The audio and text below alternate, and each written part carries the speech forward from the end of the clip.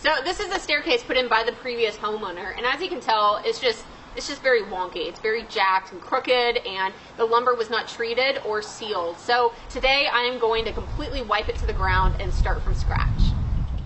I was originally going to be using my chainsaw to do the demo work for the staircase, but my chain was very dull and I didn't want to take the time to sharpen it. So instead I ended up using a sawzall to do all of the demo work. Overall, this project took me 7 full days to complete and right at $700. I purchased all of my material, which is all treated lumber, at the Home Depot using my Home Depot consumer credit card. If you have a project on your to-do list and want to help support my channel, then definitely look into the link I left in the description of the video. The longer-term financing with the Home Depot credit card makes tackling these larger jobs a bit easier.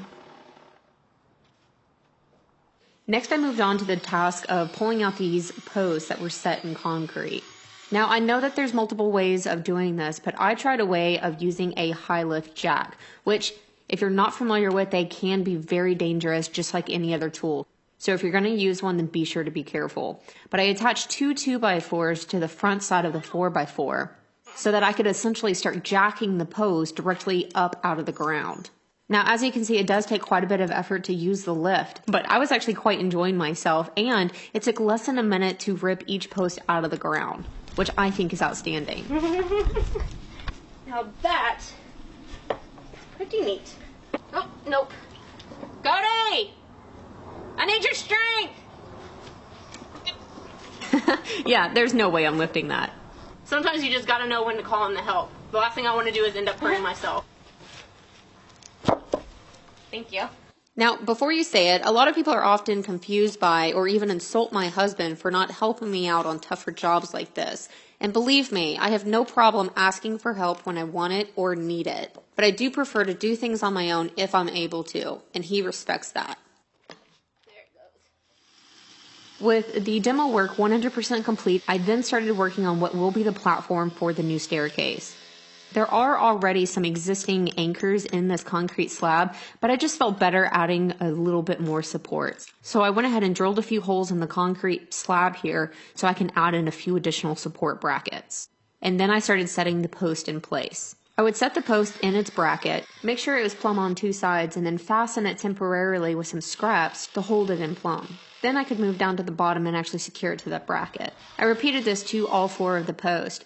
And at this point, I left all of the 4x4 material extra long so that I could set it in place and cut it to its final height later on.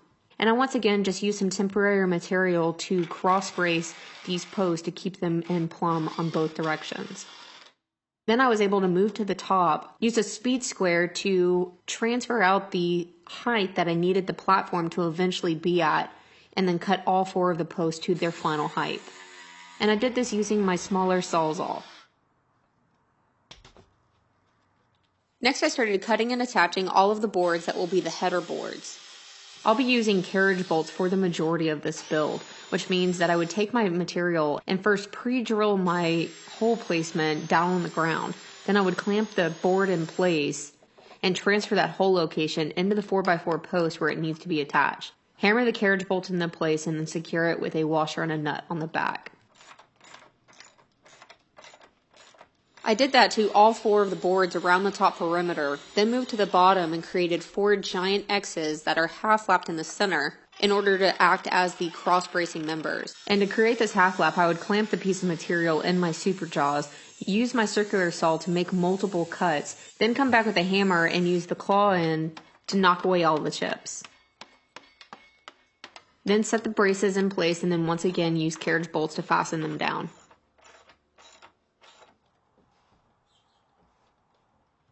Going back up to the top, I laid down a 3rd floor joist with the joist hanger and then started laying down all the decking. For the decking, I'm going with 1x material that is spaced apart 1/4 of an inch. I would first lay down construction adhesive, place in my spacer, and then secure the board using 2 screws per floor joist. When I got to the very last board, I ripped it to size using my table saw so that it would end up flush. And next I started attaching the 4x4 posts that I'll use later for the handrails. And on these I used my circular saw to notch them out so that I could just attach them a little bit more securely. Now the corner one was a little bit tricky, although it's very easy to do. Instead of a straightforward half lap, it essentially needed the inside corner notched out so that it will keep this post directly in line with both the left and also that right post, which is important later on whenever I start attaching the handrail portion. Alright, and now it was on to laying out the stringers. I'm going to go ahead and leave you a link in the description to both the videos and the book that I used in order to lay this out. In fact, I got so frustrated trying to get these stringers correct that I ended up calling in my engineering husband to give me a hand with this. Once it was properly laid out though, I went through with my circular saw to make the cut, making sure not to go past the line but just right up to it. I would make all of the cuts going one direction and then come back and make all of the cuts going the opposite direction. Then I would come back with my battery operated Sawzall and finish making the cut. If you don't have one, then of course a jigsaw would also do the trick nicely. After I got one stringer completely cut out, then I used it as a template to make the other two, and then just repeated the cutting process. I installed the stringer hangers to the header of the structure and then moved the stringer into place and then secured it using nails. Now it's important to already know what material thickness you're going to be using for your treads so that you can line up these stringers correctly so that that top step will come out perfectly flush with your platform.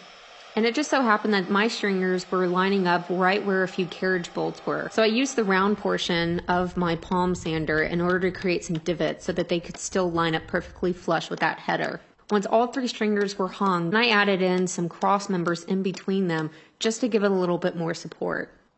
I once again called in Cody's help whenever it came time to install this kicker plate, which goes underneath all of the stringers and gets secured to that concrete pad. I went ahead and used construction adhesive, but then also came back with a few concrete screws to secure it. And before setting this, I did pull a string line from that back post forward to give myself a point of reference to measure off of and get these stringers nice and straight.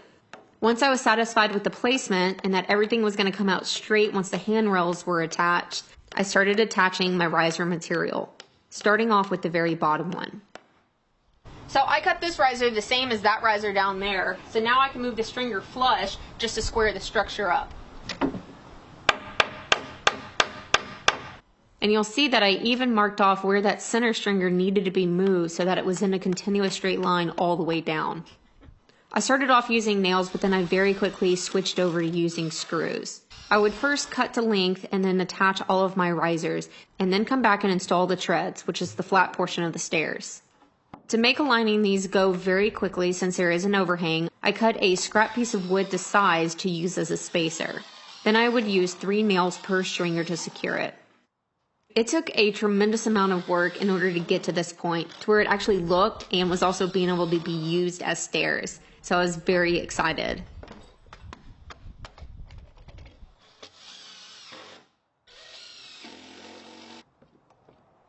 Hey, get off my stairs. Alright, next step was to start installing the 2 4x4s that I'll use for the handrails going up and down the stairs. I first notched out the treads where they needed to be placed and then attached them using lag bolts. Keep in mind that this handrail portion is of course completely customizable, so go online and look at other staircases to see what you like and don't like before actually tackling this portion.